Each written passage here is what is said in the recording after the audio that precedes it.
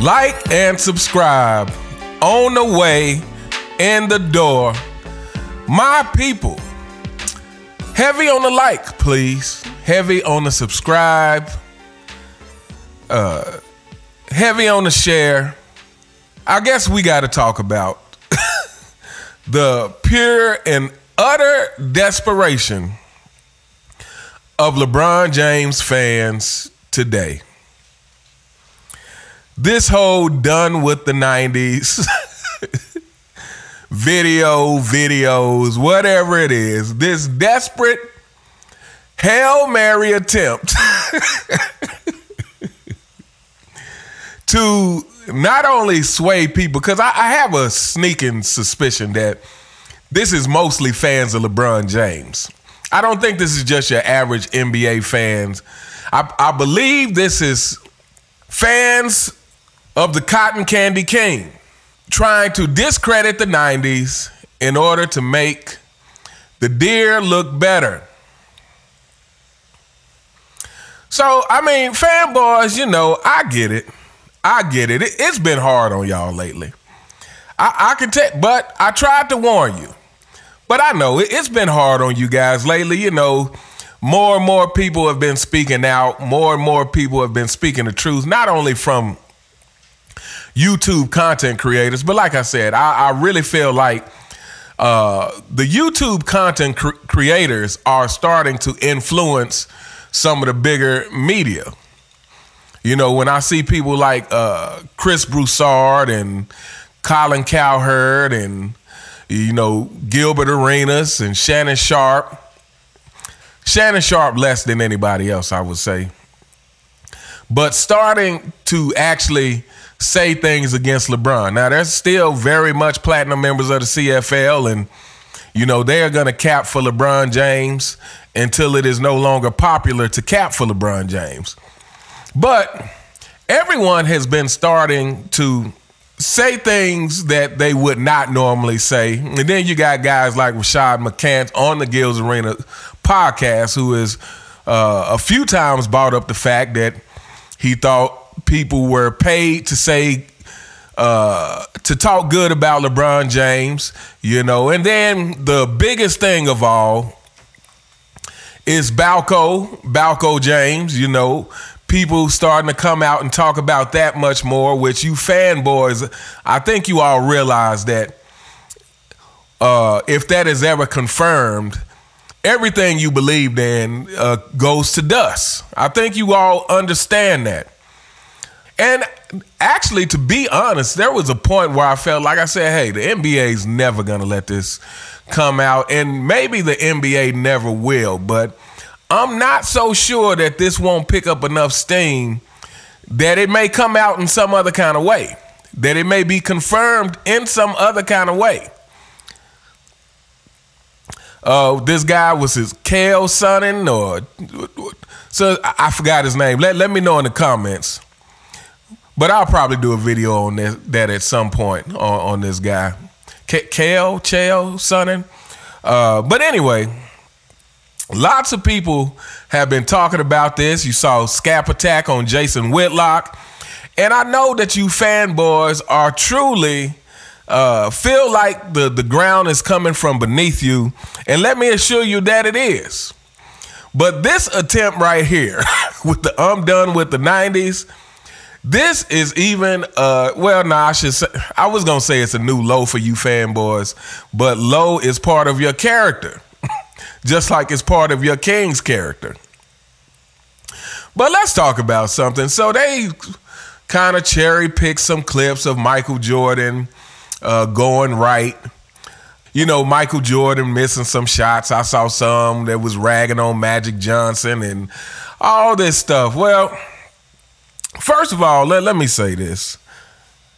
Michael Jordan shoots better with his eyes closed than your king does with his eyes open. I mean, the fact that your king is trying to emulate everything Michael Jordan does, except actually play basketball like him, except actually be undefeated in the finals, except actually stick with the team that he was drafted to and actually turn a city, a losing city, into a dynasty, not a one-time champion because Draymond Green got suspended and because Tyronn Lue had to tell LeBron James, hey, I need you to be better out there. He's trying to be like Michael Jordan in every other way. He has his own little version of the powder toss. He wears number 23. He does Space Jam 2. He makes a horrible attempt at shooting a free throw with his eyes closed. Again, when he can't shoot with his eyes open. So you guys going and cherry picking some clips of Michael Jordan missing, of Michael Jordan going to the right because he is right-handed. It doesn't matter how capable you are of going right and left. You are going to favor whatever hand you are the most. However, there is a strategy to what Michael Jordan was doing. Now, I'm not going to discuss that at the moment because I have a video coming out about that. But Michael Jordan's thought process for the game was just much higher than LeBron's. Let's just go ahead and say it. Michael Jordan had a much higher basketball IQ than LeBron James. He had a much better feel for how to control the game. Again, LeBron James is a stat patter who gets credit for filling up the stat sheet. But again, to me, that is the very reason why he has less championships. That's the very reason why he has never excelled in any one particular thing. And then let's talk about this. While you are cherry picking the worst moments, and I would say the worst moments for Michael Jordan, but really every player has these. Again, nobody said Michael Jordan was perfect. Nobody said Michael Jordan never missed a shot. But let's talk about this. Michael Jordan has definitive moves that no other player could duplicate.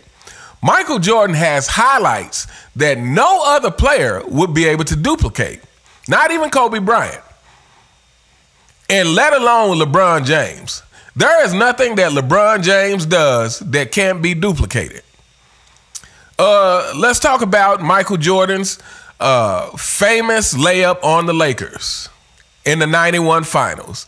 The switching from the right hand to the left hand, which a lot of people say, hey, it was unnecessary. You know, however you view that play, whether you thought it was necessary, maybe Michael Jordan thought someone was going to jump, but however you view that, what you have to say about it is that is one of the most beautiful, creative plays in the history of basketball. That is a play that will stand alone, that will stand the test of time forever. Another one of Michael Jordan's plays, I think he was playing against New Jersey when they had on the blue outfits, and you guys know what I'm about to talk about. The one when he jumped from one side of the lane, he maneuvers the ball 3 times and then lays it up on the other side of the lane. Again, LeBron James could never, ever accomplish that. He's not capable of doing something like that. Michael's game winner on Cleveland. The double clutch at the free throw line over Craig Elo. LeBron James could never, ever do something like that. Period. So, yeah, so while you guys are out here, you know, in a desperate attempt to try and discredit the 90s, what you cannot discredit is all the great moves of Michael Jordan, all the game winners, the 6-0, the 10 scoring titles, the 9-time first defensive. 9-time first defensive. Again, it's another thing that they're very disingenuous about with LeBron, because when we talk about Michael Jordan and Kobe and people, when we say 9-time first team all defense, people will be quick to say, well, LeBron has 6 all defensive, not mentioning the fact that only 5 of them are first team.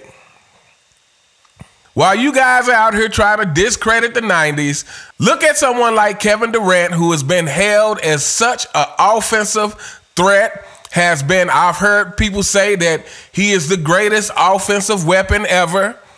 And yet, when they let Boston play just a little bit of physical defense a couple of years ago in the playoff, Kevin Durant was completely derailed.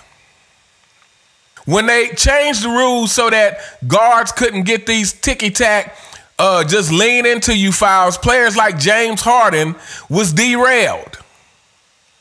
And let's not mention, why don't somebody just, well, shout out to Angry Old Hoops. I was about to say, why don't somebody do this? But Angry Old Hoops has plenty of videos demonstrating the lack of basic skills from these players. Basic fundamentals. You know what? The ability to not carry. The ability to not travel. So while you're talking about done with the 90s, hashtag done with the 90s, how about hashtag done with the Barbie era? And better believe it's a lot more of this coming. Anyway, let me know what you guys think in the comments. Have any of you guys seen this foolishness going on? Let me know what you think. You all have a fantastic day, and I'll see you next time. All right.